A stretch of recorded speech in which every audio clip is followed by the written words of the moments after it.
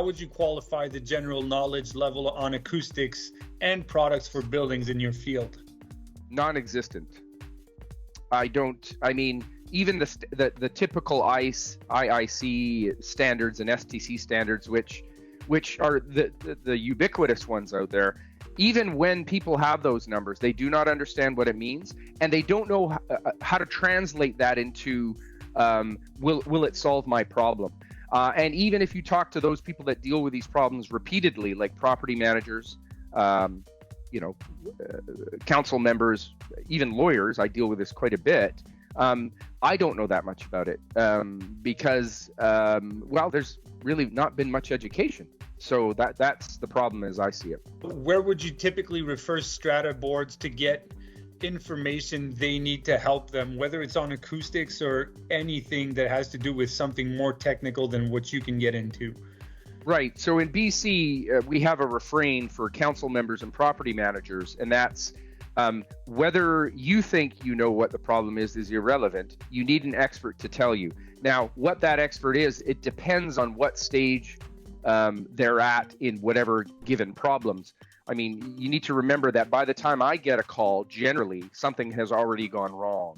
I sometimes get calls preemptively, and in those cases, I give direction. But it depends. If there's a noise complaint, then we generally involve an acoustical engineer.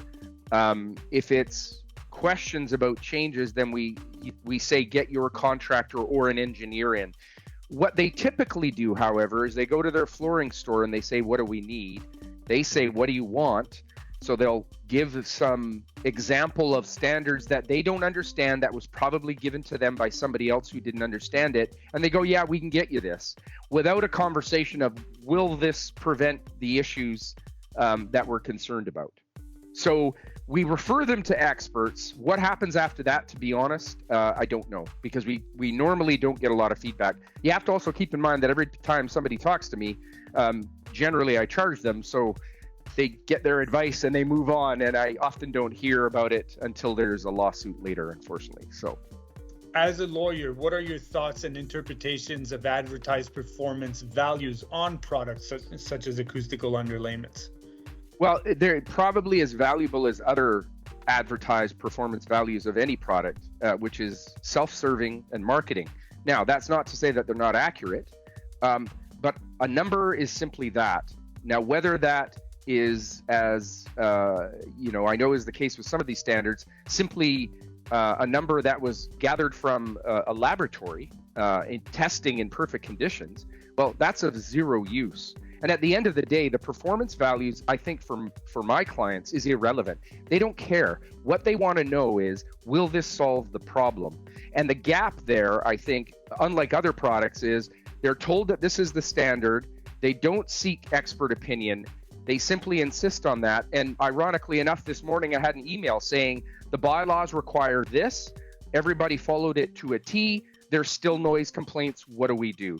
So what that tells me is those performance values are worth less than zero, because they misguide people. And I'm not suggesting the manufacturers are trying to do that, but unless people know that, look, this was done in a cement laboratory and here's what we've got, versus a 50-year-old 3-story high-rise that was badly built in the late 70s, those numbers are not going to translate as far as I'm concerned. There's too many other variables involved.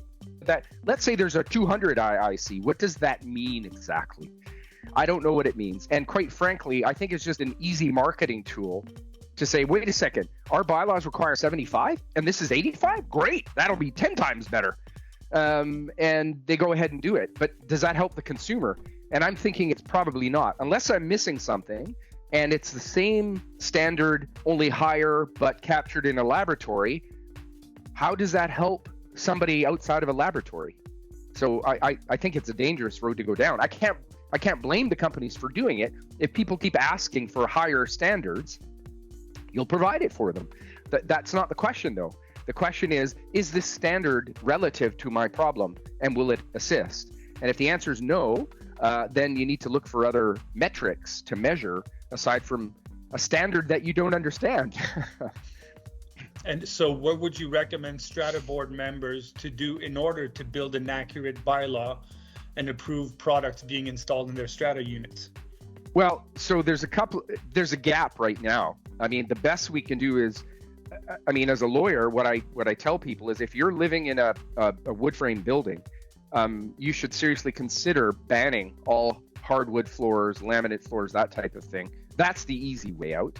But for some of the buildings, they already have those floors. So bylaws, we try mitigation factors, throw rugs, high traffic areas, felt on the bottom of furniture, stuff like that.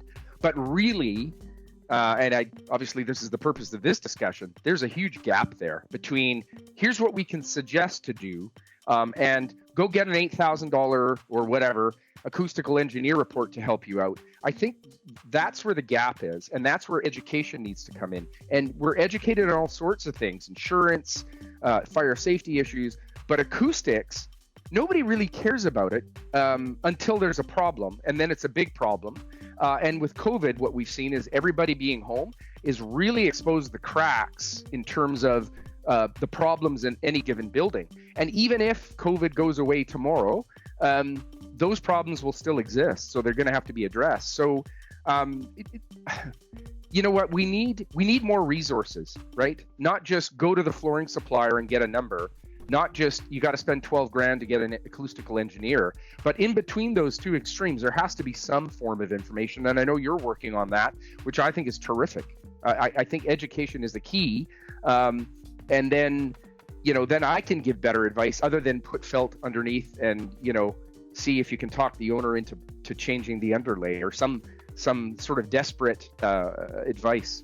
So we could break it down in two ways. One part being, how can you actually deal with a noise complaint, which seems to have its share of issues? Yep. But the basis of having a proper bylaw and a proper baseline of knowledge on acoustics and products and how your building can actually perform can go a long way. Yes. And I think the key gap, again, is options for people. Property managers, I'm not sure how it is in the rest of the country, but in British Columbia, even before COVID, they figured they were about 200 to 300 property managers short to properly service the market. With COVID, we've had some mass departures out of the industry, which hasn't helped.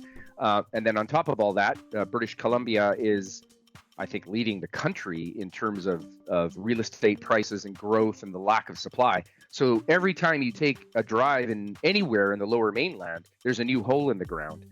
And that exacerbates the problem. There's not enough time for these property managers to see what the options are. They need to have options sent to them quickly. The education has to be there.